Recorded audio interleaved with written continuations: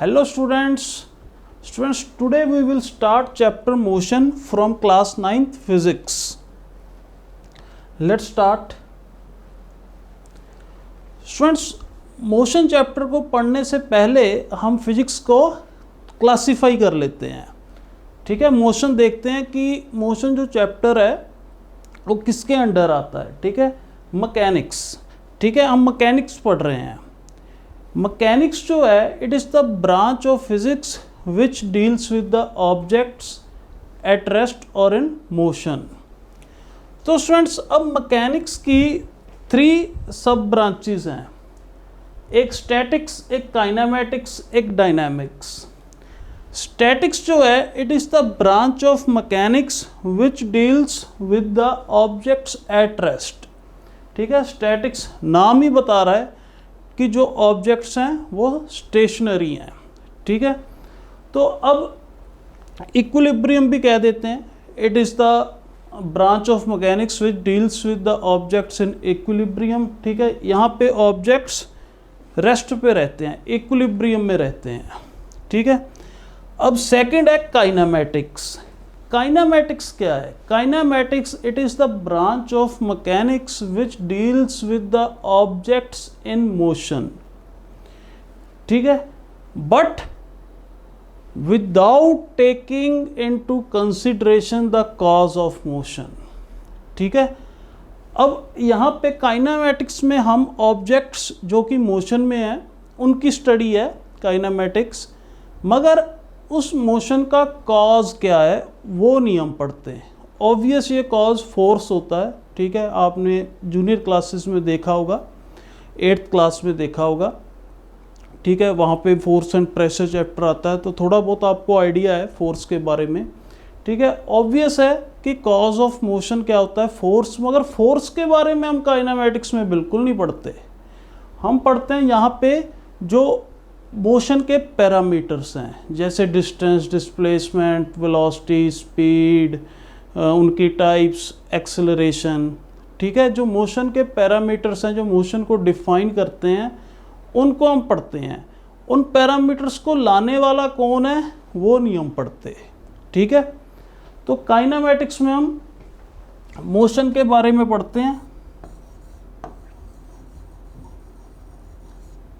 ठीक है, विदाउट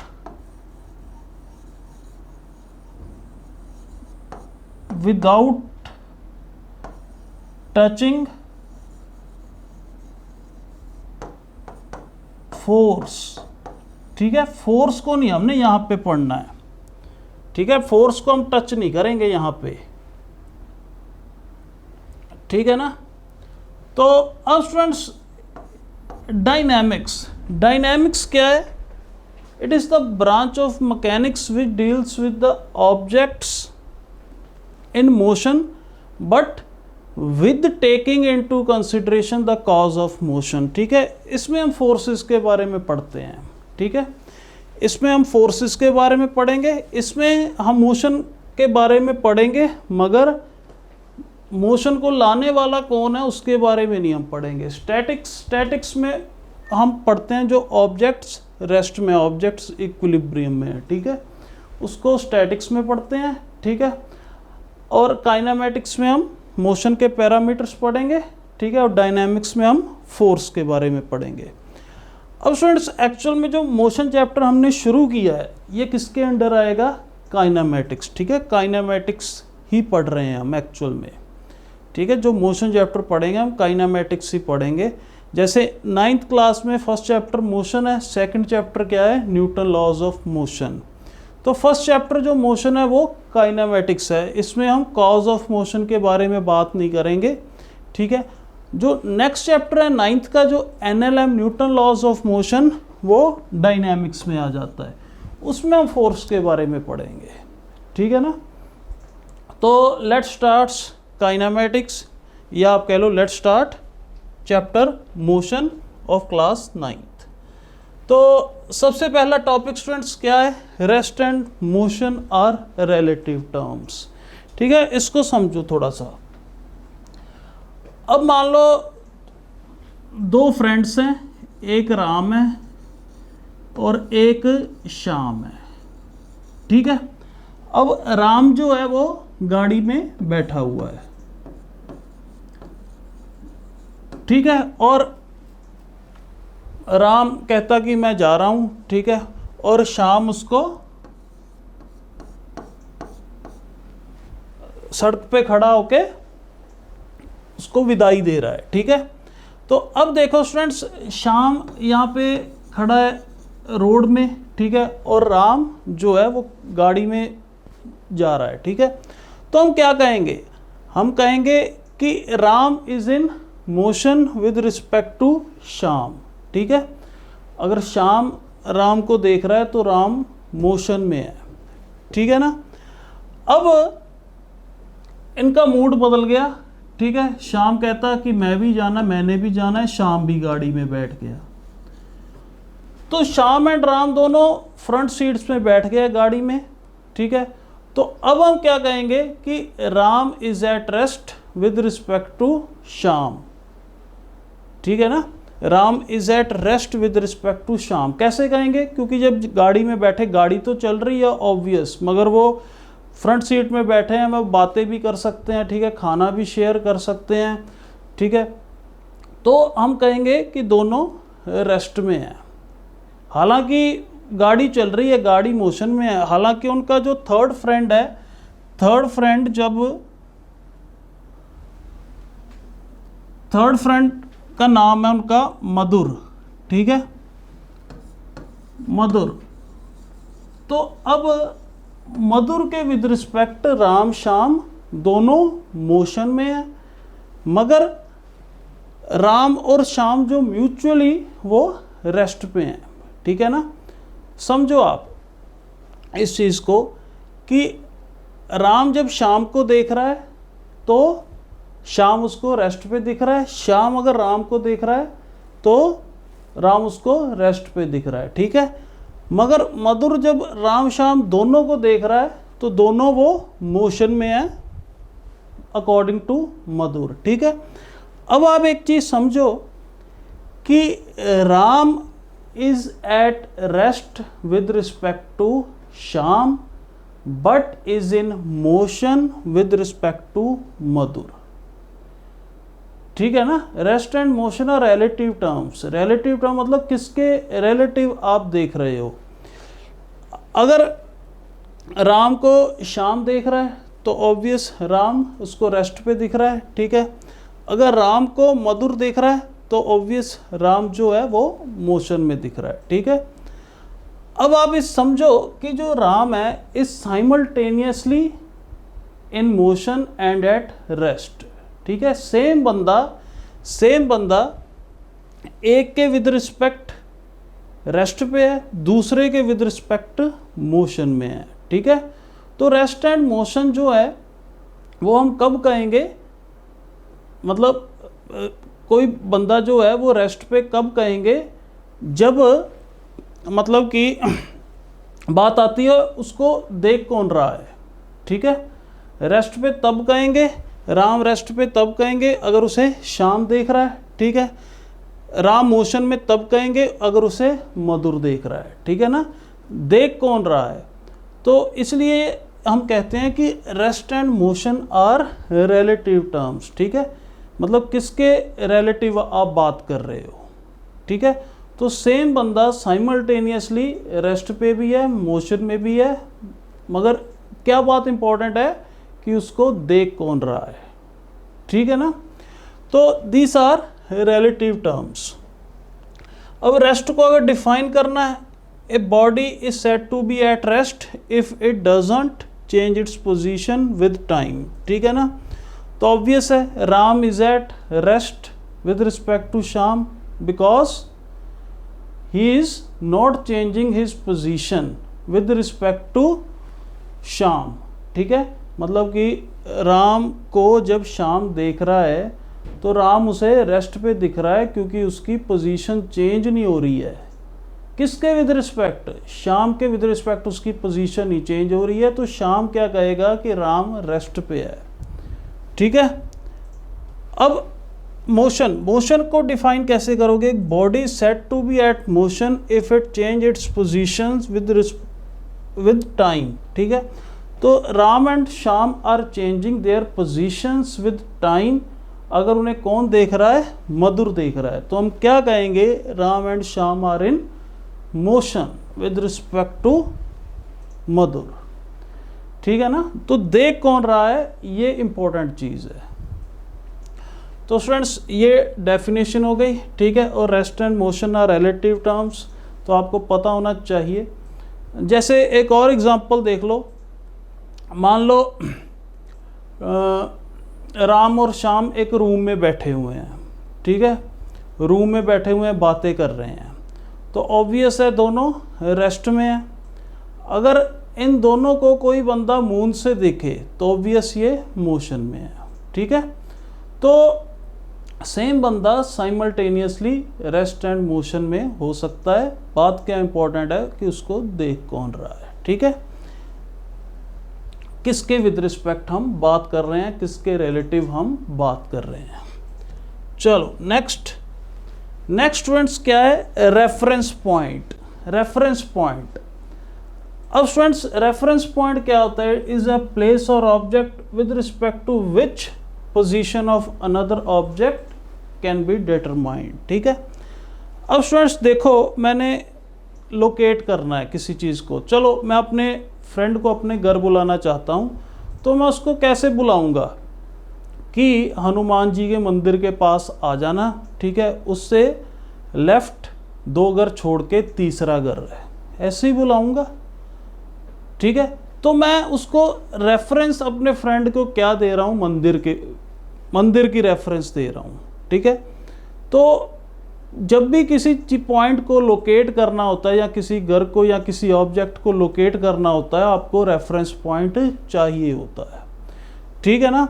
अब आप देखो, मैंने अगर आपको साइन बोर्ड के पास भेजना है तो मैं क्या कहूँगा, मैं कहूँगा कि ट्री के पास चले जाओ, ठीक है, take tree as a reference, और उससे राइट की तरफ 7 मीटर्स चले जाओ, तो आपको बोर्ड दिख जाएगा, बोर्ड मिल जाएगा, ठीक है ना, साइन बोर्ड।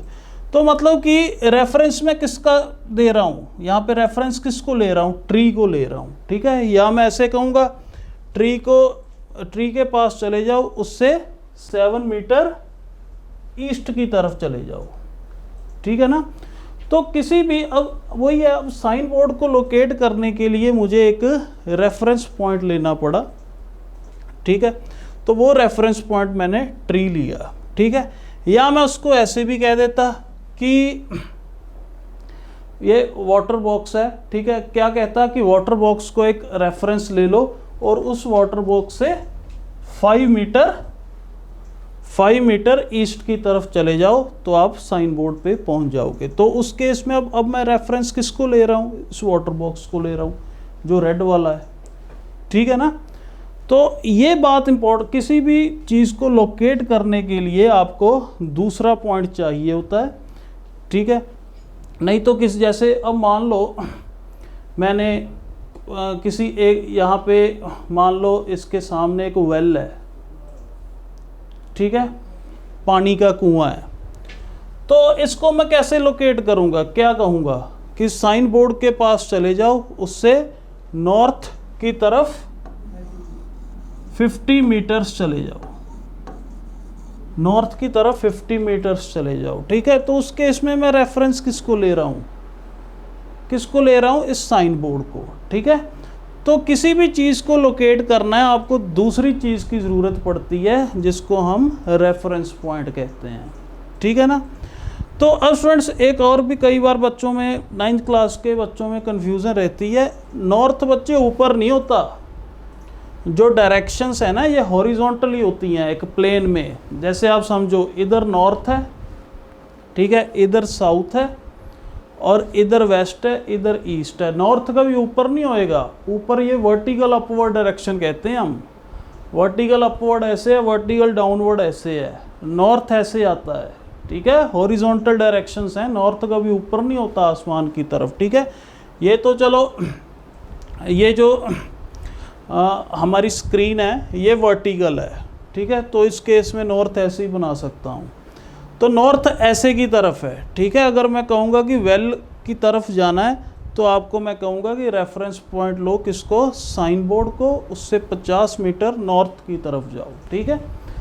तो ये चीज़ है, किसी भी पॉइंट को लोकेट करने के लिए हमें दूसरे पॉइंट की ज़रूरत पड़ती है, ठीक है, तभी हम लोकेट कर पाते हैं। किसी सिंगल पॉइंट को हम लोकेट नहीं कर सकते, ठीक है स्टूडेंट्स।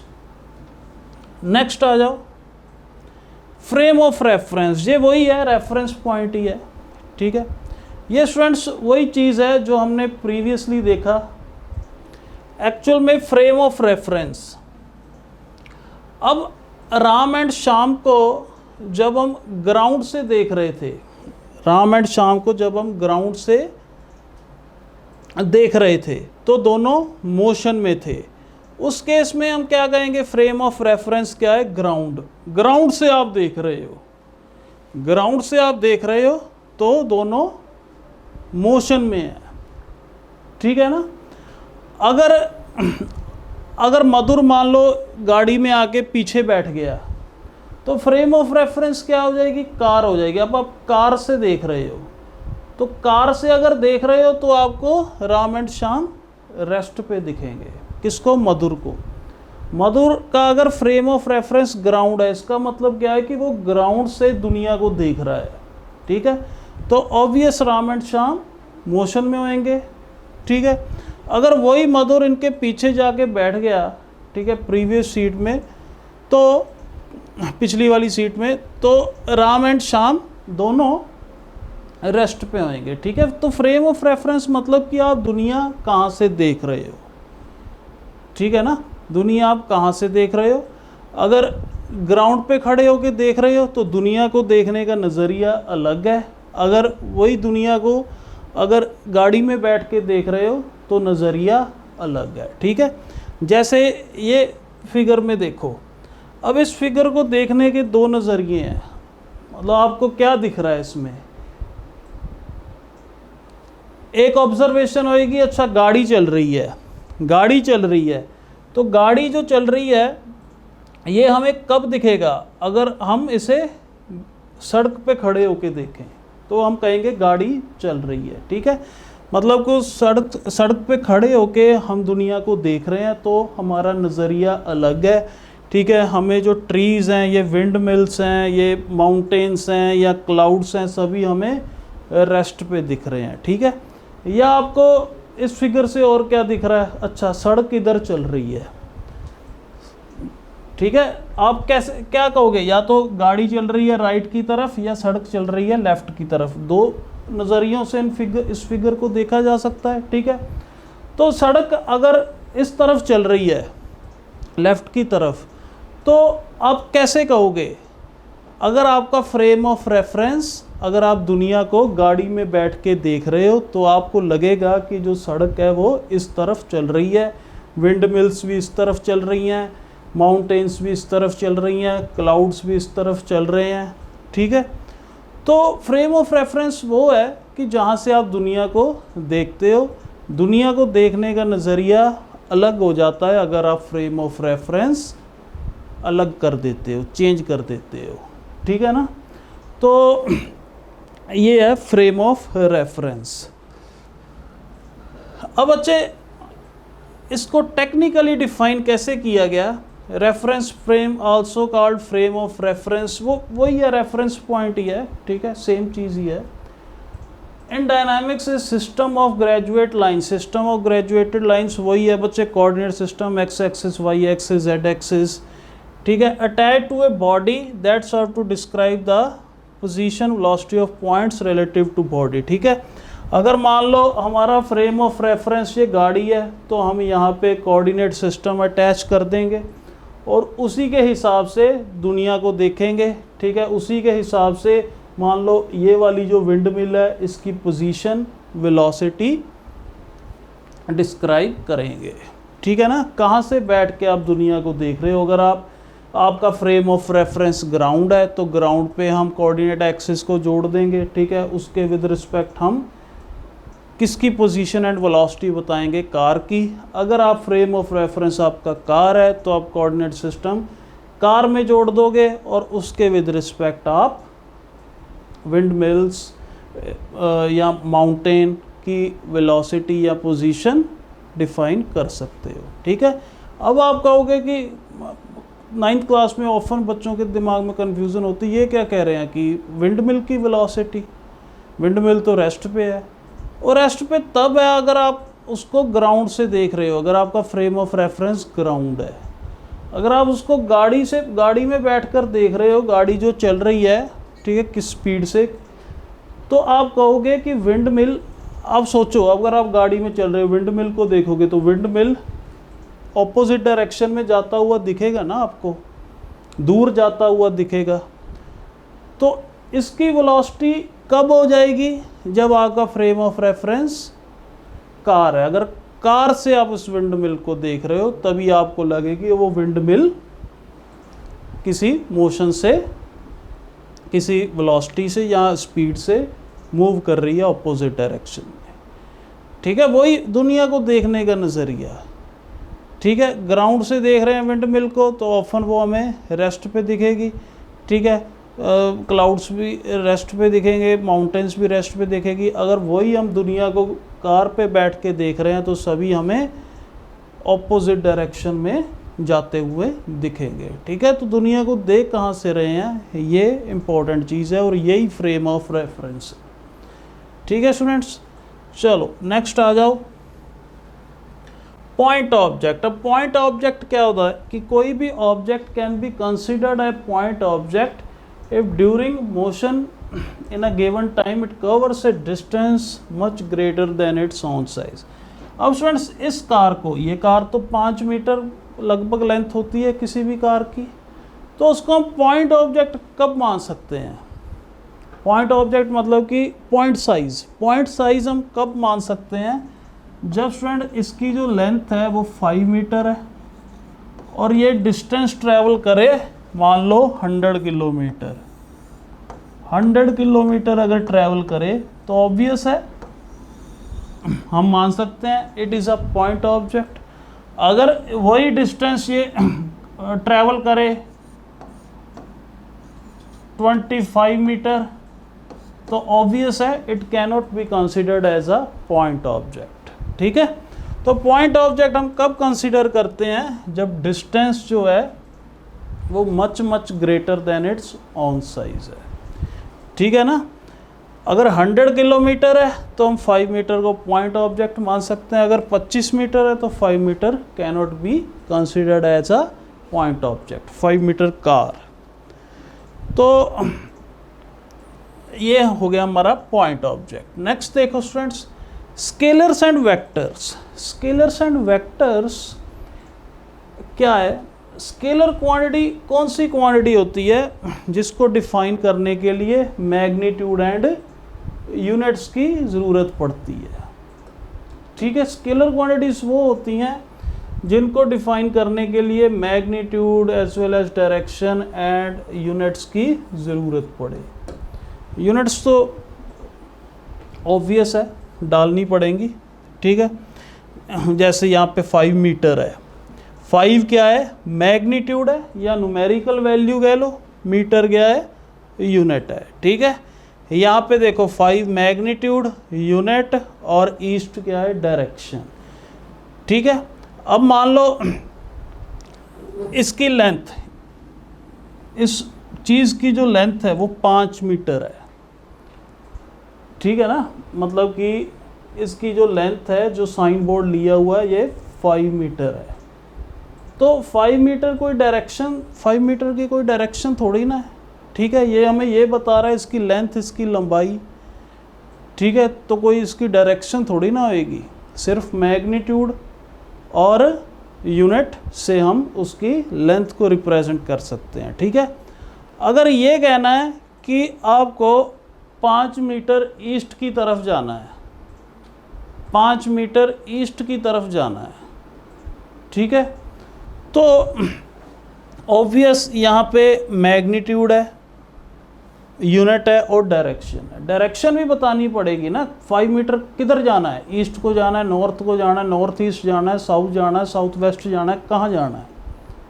ठीक है, तो ऑब्वियस है हमें डायरेक्शन की ज़रूरत पड़ेगी। ठीक है, तो ये 5 मीटर वेक्टर क्वांटिटी है और ये 5 मीटर स्केलर क्वांटिटी है। ठीक है, जब लेंथ की बात कर रहे हैं हम तो ऑब्वियस वो स्केलर क्वांटिटी है। अगर हम बता रहे हैं कि 5 मीटर किधर ट्रैवल करना है तो ऑब्वियस वो वेक्टर बन जाती है। ठीक है, चलो आपको थोड़ी सी और एग्जांपल्स देता हूँ। अब स्केलर्स की एग्जांपल्स क्या क्या आ जाती हैं? मास आ जाती है, ठीक है, चार्ज आ जाती है, टेम्परेचर जिसकी कोई भी डायरेक्शन नहीं होती, सिर्फ मैग्नीट्यूड होता है, डेंसिटी, और भी बहुत सारी हैं। अब देखो आपको मैं एग्जांपल देता हूँ। आप अपने घर में बैठे हो, ठीक है, चीनी ख़त्म हो गई है घर में और आपकी मदर ने कहा कि बाज़ार जाके चीनी ले आओ। तो आप अपनी मदर से दो चीज़ें पूछोगे, क्या मैग्नीट्यूड, एक यूनिट, मतलब कि सबसे पहले आप मैग्नीट्यूड पूछोगे ना, 2 चाहिए, 5, 10, 12, फिर आप उसकी यूनिट पूछोगे, किलोग्राम में चाहिए, ग्राम में चाहिए, क्वांटल में चाहिए या ट्रक भर के चाहिए। ठीक है ना, तो अब दो चीज़ें आप पूछोगे अगर आपने चीनी लेने जाना है। सबसे पहले मैग्नीट्यूड, ठीक है, 2 या 3 या 4, फिर आप पूछोगे किस में चाहिए, किलोग्राम में चाहिए, ग्राम में चाहिए, क्वांटल में चाहिए, ठीक है, तो टन में चाहिए। ठीक है ना, तो ये चीज़ें पूछोगे। अब देखो आपकी मदर ने कहा कि फोर्स लगा, मतलब कि कोई कुर्सी पे फोर्स लगा, ठीक है, इसको ज़ोर लगा के साइड पे कर दे। तो आप क्या पूछोगे कि कहाँ करनी है, मतलब फोर्स के लिए आपको क्या क्या चाहिए। आपको पता है कि मैग्नीट्यूड कितना होना है, मैं कितने मैग्नीट्यूड का फोर्स लगाना है, 100 का लगाना है, 200 का लगाना है। फिर आपको यूनिट का पता होना चाहिए कि न्यूटन में लगाना है, डाइन में लगाना है। ठीक है, तीसरा डायरेक्शन पता होनी चाहिए, किस डायरेक्शन में फोर्स लगाऊं, किधर कुर्सी लेकर जानी है उसी डायरेक्शन में फोर्स लगाऊंगा। ठीक है ना, तो फोर्स क्या है, वेक्टर क्वांटिटी है। ठीक है, आपको बताना पड़ेगा कि आप किधर फोर्स लगा रहे हो। ठीक है, डायरेक्शन ईस्ट को लगा रहे, नॉर्थ को लगा रहे, वेस्ट को लगा रहे हो, तो आपको डायरेक्शन बतानी पड़ेगी। ठीक है ना, तो कुछ क्वांटिटीज़ होती हैं वो स्केलर्स होती हैं जिनको रिप्रेजेंट करने के लिए हमें डायरेक्शन की ज़रूरत नहीं पड़ती, जैसे मास हो गया, चार्ज हो गया या लेंथ हो गई। ठीक है, और कुछ क्वांटिटीज़ होती हैं जिनको रिप्रेजेंट करने के लिए हमें डायरेक्शन भी चाहिए होती है, जैसे फोर्स हो गया, और भी बहुत सारी हैं, डिस्प्लेसमेंट, वेलोसिटी, वो धीरे धीरे ये पैरामीटर्स हम क्वांटिटीज़ पढ़ेंगे। ठीक है, तो ये हो गया student scalar and vectors.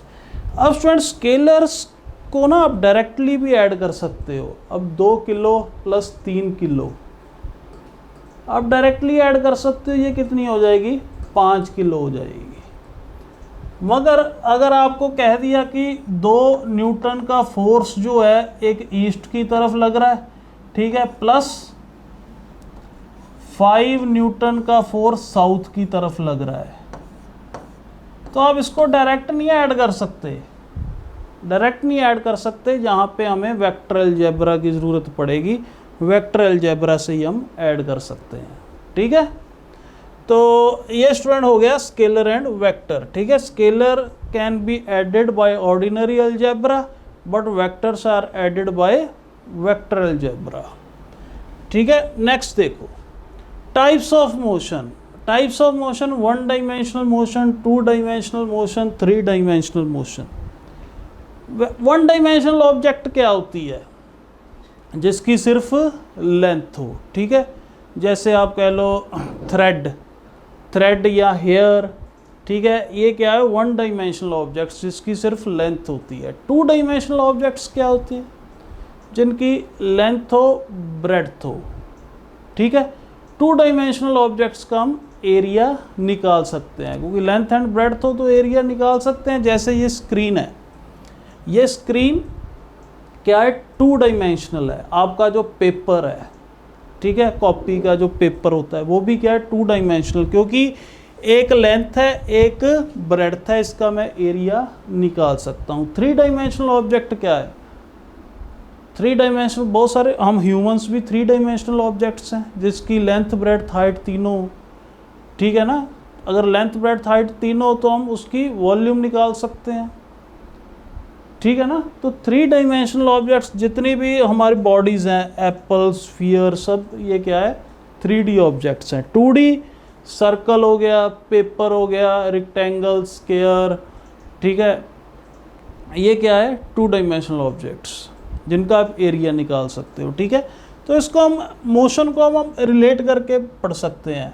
One dimensional object, one dimensional motion क्या होएगा, मोशन अलोंग ए लाइन, ठीक है, मोशन अलोंग ए लाइन। जैसे one dimensional object is the motion of particle moving along a straight line, या तो इधर जा रहा है या इधर जा रहा है, ठीक है ना, एक लाइन पे जा रहा है, मतलब एक लेंथ पे, क्योंकि वन डायमेंशनल ऑब्जेक्ट क्या होता है जिसकी लेंथ हो, मतलब एक लेंथ पे ही वो ट्रैवल कर रहा है, एक लाइन पे ही वो ट्रैवल कर रहा है, ठीक है ना।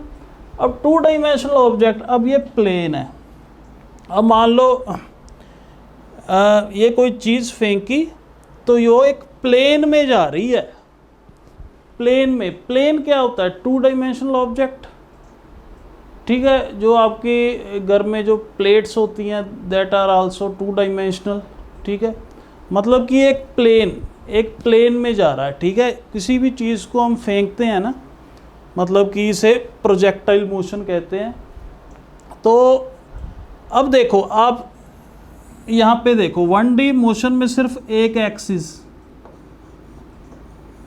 एक्सिस में मोशन हो रहा है, या तो इस तरफ या इस तरफ, एक लाइन पे।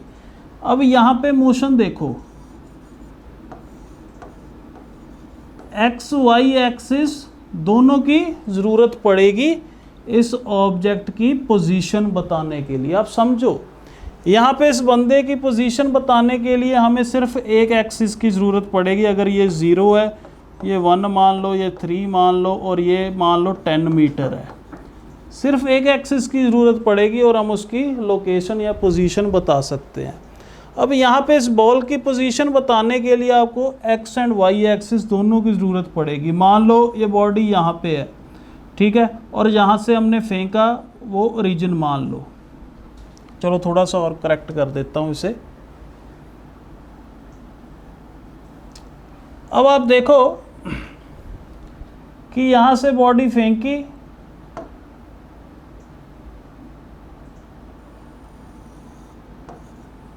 ये एक्स एक्सिस और ये वाई एक्सिस, ठीक है। जहाँ से बॉडी फेंकी वो क्या है, ओरिजिन है, ओरिजिन, ठीक है। यहाँ पे एक्स एक्सिस बढ़ रही है 1 मीटर 2 मीटर, ठीक है, वैसे ही यहाँ पे 1 मीटर 2 मीटर ऐसे बढ़ रही है। तो अब स्टूडेंट्स इसकी लोकेशन बतानी है। मान लो ये पार्टिकल यहाँ पे आ गया, तो लोकेशन बताने के लिए आपको एक्स एक्सिस की भी ज़रूरत है और वाई एक्सिस की भी ज़रूरत है। आप क्या बताओगे, मान लो बॉडी जब यहाँ पे है तो एक्स मान लो यहाँ पे 1/2 मीटर, और ये भी मान लो ये 1.5 मीटर मान लो, ठीक है, 1.5 मीटर। तो आपको दोनों एक्सिस की ज़रूरत पड़ेगी अगर इसकी आपने लोकेशन बतानी है किसी टाइम पे। 2 एक्सिस किस में आती है, प्लेन में, ठीक है ना। जैसे ये आपको बताया ये स्क्रीन प्लेन है, तो इसकी 2 एक्सिस, एक तो एक्स एक्सिस है, एक वाई एक्सिस है। वैसे ही पेपर की भी एक एक्स एक्सिस है, एक वाई एक्सिस है, ठीक है। एक एक्सिस की अलोंग लेंथ है, दूसरी एक्सिस के अलोंग ब्रेड्थ है, ठीक है ना स्टूडेंट्स। तो हमें 2 एक्सिस की ज़रूरत पड़ी अगर इसकी लोकेशन बतानी है। तो particle moving along a curved path in a plane, ठीक है, प्लेन में मूव करना चाहिए। और भी बहुत सारी एग्जांपल, जब आप स्नूकर खेलते हो, ठीक है, स्नूकर खेलते हो, उसमें भी जो बॉल है वो प्लेन में जाती है, ठीक है ना, प्लेन में जाती है, क्योंकि वो टेबल होता है, टेबल की जो सरफेस है दैट इज आल्सो 2 डायमेंशनल, एक प्लेन ही है ना, एक प्लेन में ही बॉल्स का मोशन है, ठीक है। स्नूकर में क्या होता है, ठीक है, बॉल्स का जो मोशन है वो प्लेन में ही होता है, ठीक है, that is 2 dimensional motion. Ball गई फिर इधर टकराई। कैरम में भी क्या होता है, जो मोशन होता है वो भी 2D होता है उनका, ठीक है ना। तो ये 1D मोशन है, ये 2D और 3D मोशन क्या होएगा, जब पोजीशन बताने के लिए हमें 3 एक्सिस की ज़रूरत पड़े, X, Y एंड Z, ठीक है। अब काइट फ्लाई कर रहा है, काइट फ्लाई रैंडमली एक स्पेस में कर रहा है, मतलब ऐसे ऐसे ऐसे कहीं भी जा सकता है, तो हमें X की भी ज़रूरत पड़ेगी, Y की भी ज़रूरत पड़ेगी और Z की भी ज़रूरत पड़ेगी, ठीक है। अब देख लो स्टूडेंट्स, एक्चुअल में आप थोड़ी सी इसको फील करो। और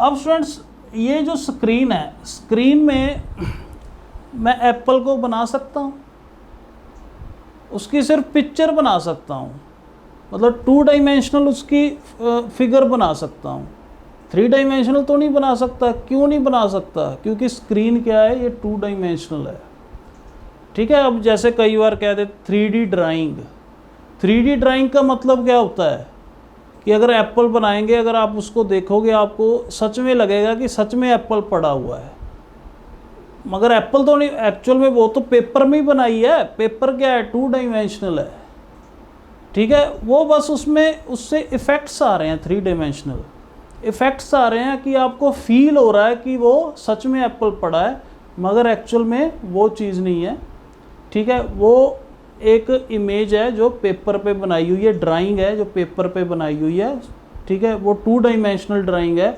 बस वो पेंटर के जो आर्टिस्ट की आर्ट से उसने 3 डायमेंशनल इफ़ेक्ट्स डाल दिए, जिससे आपको सच में लग रहा है कि वो एप्पल है। एक्चुअल में वो एप्पल नहीं है, वो 2 डायमेंशनल ड्राइंग है, ठीक है। तो स्क्रीन में कोई भी ड्राइंग है ये 2 डायमेंशनल ही होती है, ठीक है। जैसे हम यहाँ पे एक बॉल को, स्फेरिकल बॉल को तो मैं बना नहीं सकता हूँ, सर्कल को बना सकता हूँ, मतलब ऐसे दिखा सकता हूँ ये रही बॉल, ठीक है। तो ये आपको पता होना चाहिए। अब देखो ये काइट है, काइट का जो मोशन है ये आपको स्क्रीन में दिख रहा है, स्क्रीन में ऑब्वियस आपको 2 डायमेंशनल दिख रहा होगा, क्योंकि स्क्रीन है क्या है, 2 डायमेंशनल है। तो ऑब्वियस यहाँ पे आप मोशन आपको लग रहा होगा कि इसका जो मोशन है वो X एंड Y एक्सिस में है, मगर रियलिटी में ये जो काइट है ये ऐसे भी बाहर की तरफ भी आ रहा है, ऐसे ऐसे बाहर की तरफ भी आ रहा है, ठीक है ना। रियलिटी में तो काइट है वो सिर्फ प्लेन में नहीं, ऐसे तो चलो चल ही रहा है, प्लेन में तो चल ही रहा है, मगर प्लेन से बाहर दूसरे प्लेन्स में भी आ रहा है ना, ठीक है ना। तो इसको फील करो, इसका 3 डायमेंशनल मोशन है, स्पेस में है ये, ठीक है, स्पेस में है।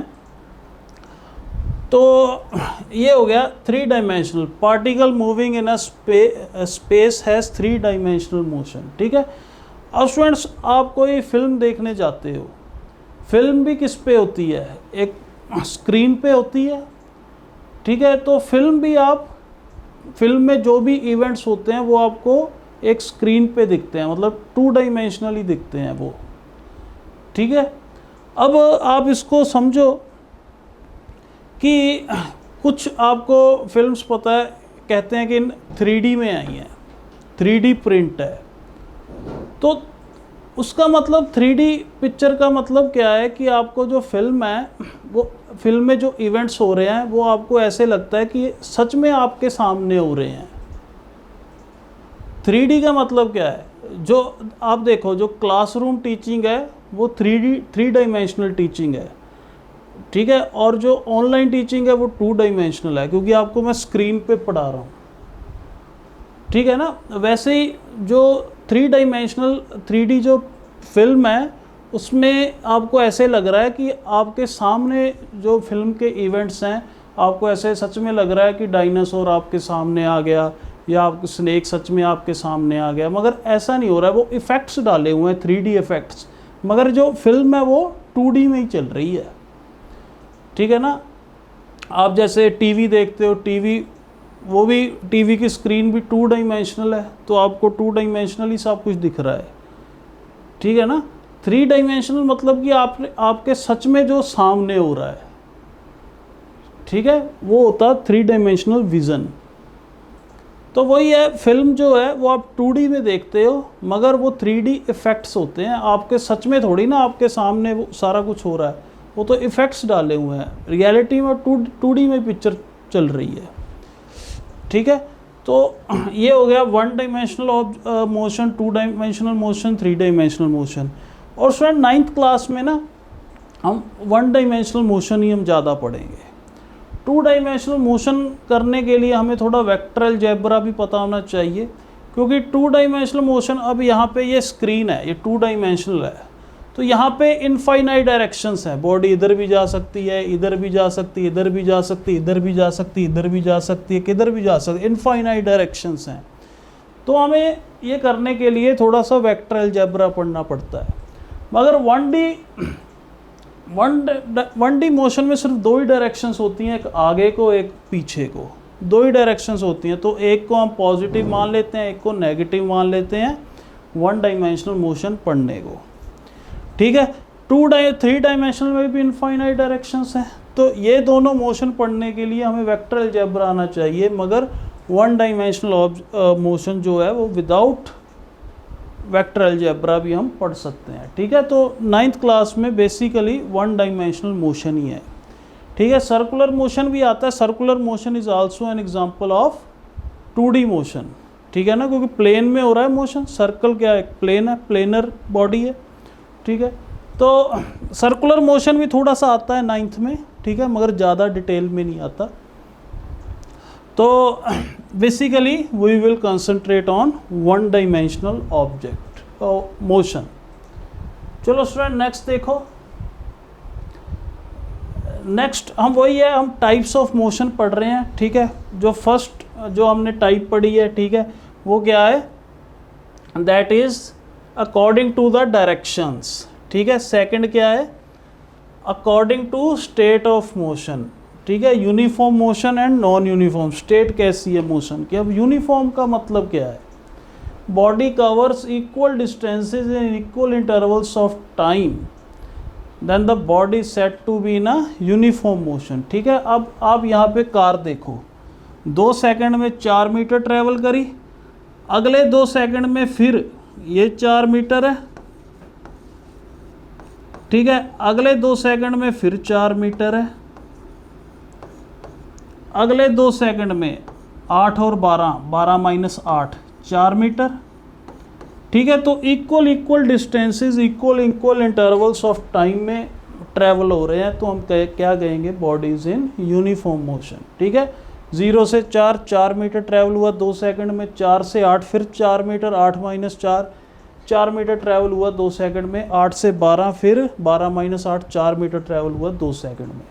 तो दैट इज यूनिफॉर्म मोशन। और नॉन यूनिफॉर्म मोशन क्या होता है, when unequal distances is covered in equal intervals, ठीक है। अनइक्वल डिस्टेंस, अब 2 सेकंड में देखो, 0 से लेकर 1 मतलब 1 मीटर ट्रैवल हुआ है, ठीक है। 1 मीटर ट्रैवल हुआ 2 सेकंड में। और अगले 2 सेकंड में देखो 10 माइनस 1, 1 से 10 मतलब 9 मीटर ट्रैवल हुआ है अगले 2 सेकंड में। अगले 2 सेकंड में 25 माइनस 10 मतलब 15 मीटर ट्रैवल हुआ है, ठीक है, अगले 2 सेकंड में। तो मतलब कि अनइक्वल डिस्टेंसेस ट्रैवल हो रहे हैं इक्वल इंटरवल्स में, इसलिए ये जो कार है ये नॉन यूनिफॉर्म मोशन में है, और ये वाली कार जो है ये यूनिफॉर्म मोशन में है, ठीक है। नेक्स्ट देखो स्टूडेंट्स, आज का जो फर्स्ट लेक्चर है ये लेक्चर नंबर 1 है मोशन का, ये काफ़ी बेसिक है, ठीक है। तो अकॉर्डिंग टू पाथ, नेक्स्ट जो हम इसकी टाइप्स लिख रहे हैं according to path, linear motion obvious है, if a body moves in a straight line और पाथ, तो ये लीनियर मोशन है, ठीक है। इसको 1 डायमेंशनल मोशन भी कह सकते हैं, ठीक है। 1 डायमेंशनल मोशन, देखो बॉडी या ऐसे जा रही है, ठीक है, या ऐसे जा रही है। सर्कुलर मोशन, सर्कुलर मोशन क्या है, body moves around a fixed point, ठीक है, ये बॉडी सर्कुलर मोशन में है, तो it is a 2 dimensional motion, ठीक है, 2 डायमेंशनल मोशन। और वाइब्रेटरी मोशन, वाइब्रेटरी मतलब जब to and fro body move कर रही है अबाउट अ फिक्स्ड पॉइंट, ठीक है, it is also a two dimensional motion, ठीक है, it is also a two dimensional motion. तो ये वाइब्रेटरी है। अगर वही है एम्पलीट्यूड काफ़ी कम हो जाए तो ये वन डायमेंशनल भी बन सकता है, ठीक है। यहाँ पे देखो एम्पलीट्यूड काफ़ी ज़्यादा है। एम्पलीट्यूड बच्चे क्या होता है, सबको पता होगा, मीन पोजीशन से जब एक्सट्रीम पोजीशन ये आ गई एक्सट्रीम पोजीशन, तो इसके बीच में जो डिस्टेंस है मीन एंड एक्सट्रीम पोजीशन के बीच में वो एम्पलीट्यूड होता है, ठीक है। यहाँ पे एम्पलीट्यूड काफ़ी ज़्यादा है, इसलिए आपको ये जो पेंडुलम है ये कर्व्ड पाथ में दिख रहा है, ठीक है। अगर एम्पलीट्यूड बहुत छोटा से ले लोगे तो लगभग ये इसका लीनियर पाथ ही आपको दिखेगा, तो यही वाइब्रेटरी मोशन वन डायमेंशनल भी बन सकता है, ठीक है। चलो नेक्स्ट फ्रेंड्स क्वेश्चन है, if a body is moving with 10 metre per second then the body is in, obvious है यूनिफॉर्म मोशन है, ठीक है। हमने पढ़ा यूनिफॉर्म मोशन क्या होता है। अब फ्रेंड्स यहाँ पे बॉडी की स्पीड देखो, स्पीड आपको पता ही है डिस्टेंस अपॉन टाइम होती है, ठीक है, जूनियर क्लासेस में थोड़ा बहुत आपने पढ़ा होगा। तो ये स्पीड क्या आएगा बाकी हम डिटेल में फिर डिस्कस करेंगे। यहाँ पे डिस्टेंस 4 है और टाइम 2 है, ठीक है। तो स्पीड ऑब्वियस स्पीड जो होती है वो क्या होती है, डिस्टेंस अपॉन टाइम। तो यहाँ पे स्पीड कितनी हुई, 4 metre upon 2 metre per second. अब यहाँ पे कितनी हुई, यहाँ पे डिस्टेंस 4 हुआ, 4 अपॉन 2 मीटर पर सेकेंड। यहाँ पे भी 2 मीटर पर सेकेंड है। यहाँ पे स्पीड कितनी है, डिस्टेंस 1 हुआ और टाइम 2, तो 1/2 मीटर पर सेकेंड। और यहाँ पे स्पीड कितनी है, 9 मीटर ट्रैवल हुआ 2 सेकंड पे, तो 9/2 मीटर पर सेकेंड मतलब 4.5। यहाँ पे कितनी है 15/2 मतलब 7.5 मीटर पर सेकेंड, ठीक है। अब यहाँ पे देखो सभी इंटरवल्स में स्पीड अलग अलग आ रही है, यहाँ पे सभी इंटरवल्स में स्पीड सेम आ रही है, ठीक है। तो बॉडी अगर 10 मीटर पर सेकंड से जा रही है तो हम क्या कहेंगे, body is in uniform motion, ठीक है। Next question, Ram is travelling in car with 20 metre per second, Shyam is also travelling with 20 metre per second in truck. वही बात होगी, चाहे साथ में बैठा दो, चाहे एक कार में जा रहा है दूसरा ट्रक में जा रहा है, हालांकि सेम स्पीड से जा रहा है, तो ऑब्वियस है राम जो है वो रेस्ट पे होएगा, ठीक है। Ram is at rest. शाम के लिए ग्राउंड से ऑब्वियस मोशन में, मगर शाम के लिए वो रेस्ट पे है, ठीक है। तो last question, circular motion is an example of obvious 2D motion है, ठीक है स्टूडेंट्स। तो ये था लेक्चर नंबर 1 ऑफ मोशन, बिल्कुल बेसिक लेक्चर था। अब नेक्स्ट लेक्चर से हम और पैरामीटर्स शुरू करेंगे, ठीक है, डिस्टेंस एंड डिस्प्लेसमेंट से। तो ओके स्टूडेंट्स,